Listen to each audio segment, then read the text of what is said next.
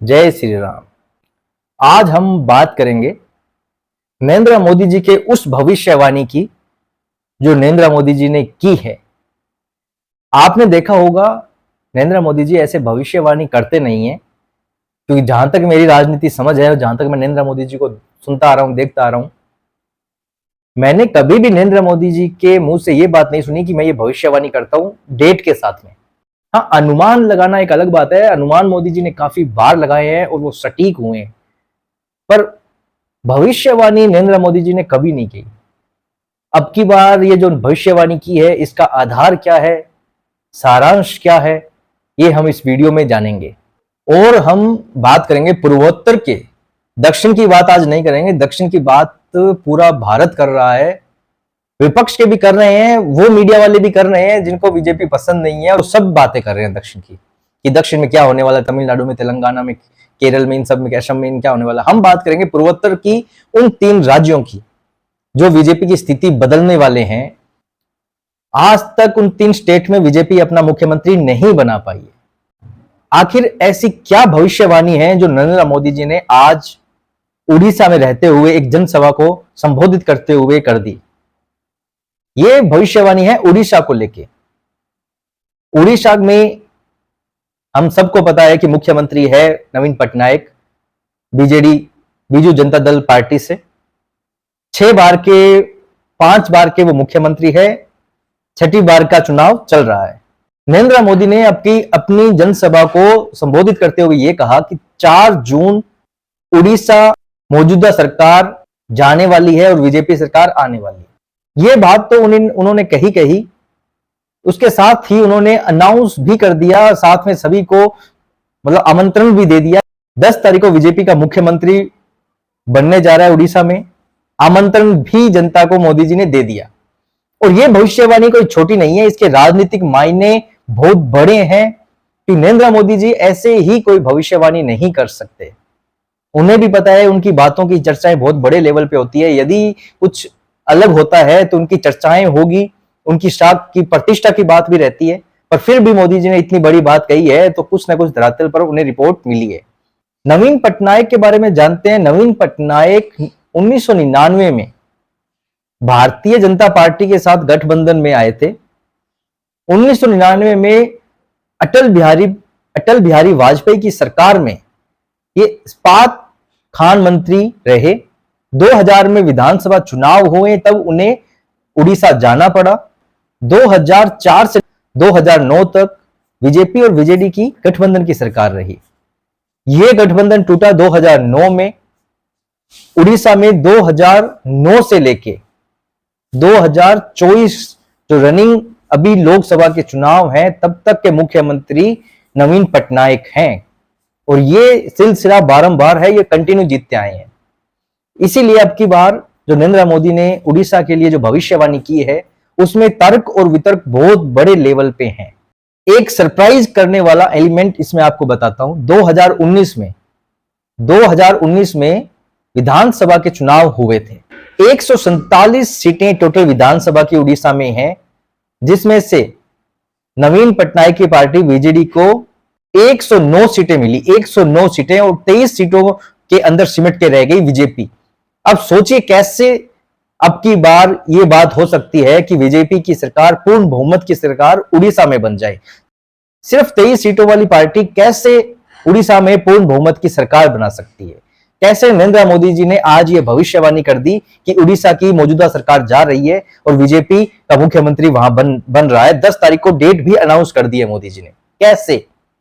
Actual में धरातल पर स्थिति अलग होती है, और ऐसा नहीं है कि सरकारें बदलती नहीं है, सरकारें अपना रिकॉर्ड तोड़ती नहीं है, या फिर ऐसा परिवर्तन नहीं होता है जो हम सबको भौचक्का कर देता है। 2014 में मोदी जी का आना एक बहुत बड़ा सरप्राइज था पूरी दुनिया के लिए और विपक्ष के लिए, पूरी मीडिया के लिए। 2017 में योगी जी का आना बहुत बड़ा सरप्राइज था। ऐसे राजनीति में बहुत बड़े बड़े सरप्राइज हुए हैं जो रातों रात तो ना कह के कि पर चुनावों में सरकार बदली है, और जिनका अस्तित्व नहीं था ऐसी ऐसी सरकारें बदली है। पूर्वोत्तर के हम 3 राज्यों की बात करते हैं जो बीजेपी की किस्मत अब की बार लिखने वाली है, और उन 3 राज्यों में बीजेपी ने अभी तक अपना मुख्यमंत्री नहीं बनाया है। ये वो राज्य हैं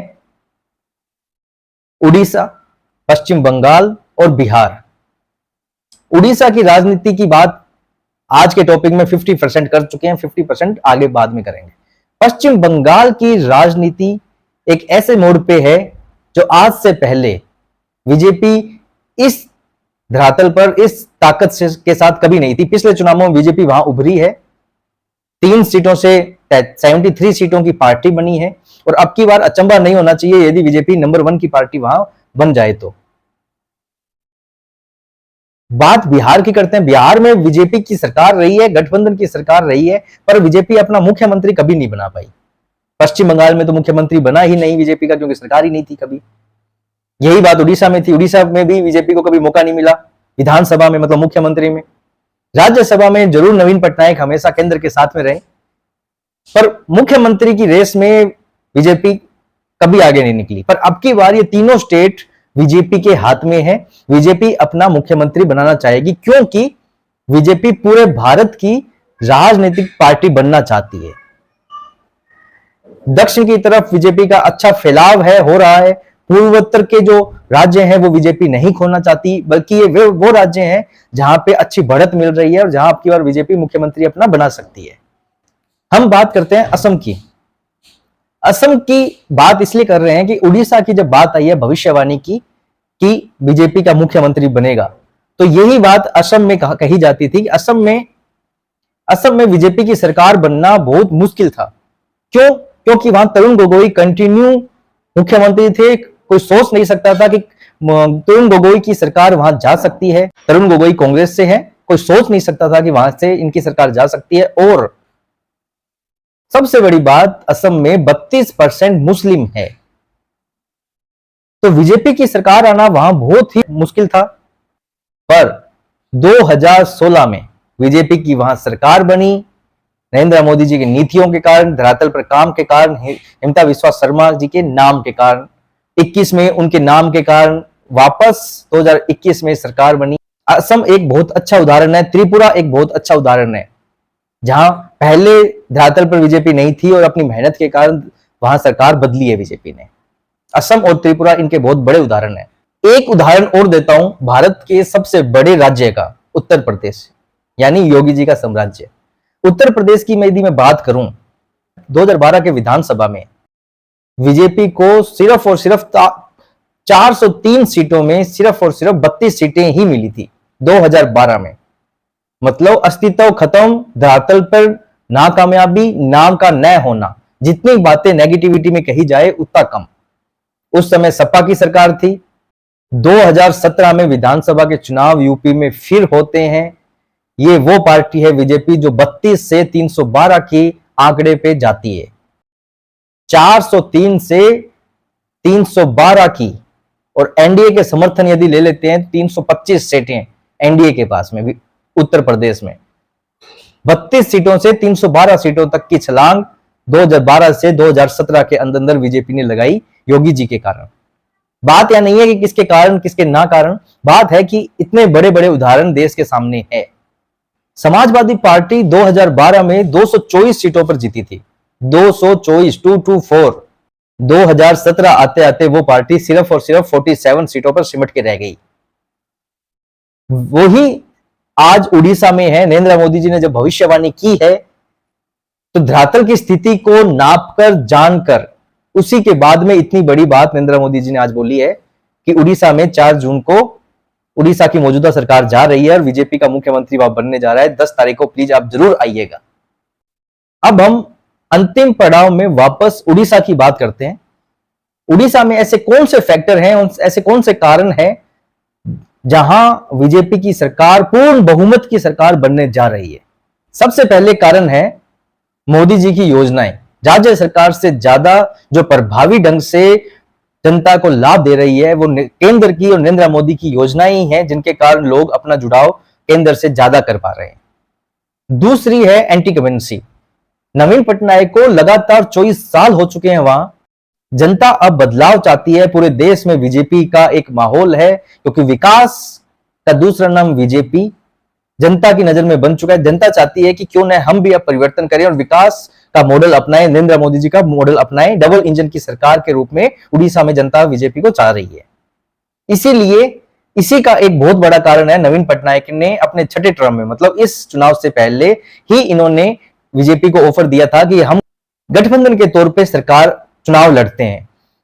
उड़ीसा की जो धरातल की टेरिटरी है, धरातल की जो रिपोर्ट है, उस हिसाब से बीजेपी ने मना कर दिया, क्योंकि उसका फायदा बीजेडी को और कांग्रेस को होना था। कांग्रेस को बीजेडी की एंटी कमेंसी का फायदा होना था, बीजेपी को सिर्फ और सिर्फ लॉस ही होता यदि गठबंधन कर लेते तो। अब बीजेपी को विधानसभा और लोकसभा दोनों के चुनावों में फायदा होने वाला है, बहुत बड़े लेवल पे फायदा होने वाला है। तीसरा कारण है नवीन पटनायक की स्वास्थ्य हालत खराब होना। नवीन पटनायक की स्वास्थ्य हालत धीरे धीरे खराब हो रही है। उनका कोई उत्तराधिकारी भी घोषित नहीं है, जो नवीन पटनायक ने ऑफिशियल तरीके से घोषित किया हो, ऐसा भी कुछ नहीं है। खबरें चल रही है कि उनका उत्तराधिकारी वीके पांडियन, जो आईएएस अधिकारी थे, उनको बनाया जा सकता है, जो तमिलनाडु के रहने वाले हैं। पर ये खबरें सिर्फ और सिर्फ खबरें हैं, इनका कभी भी नवीन पटनायक द्वारा स्पष्ट शब्दों में हामी नहीं भरी गई है।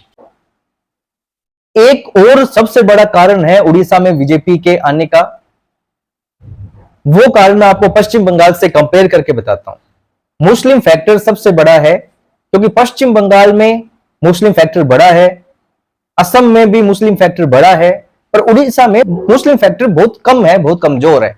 मतलब वहां मुस्लिम बहुत कम है। उड़ीसा की हम बात करें 2.7% ही वहां मुस्लिम है और 2.77 वहां क्रिश्चियन है।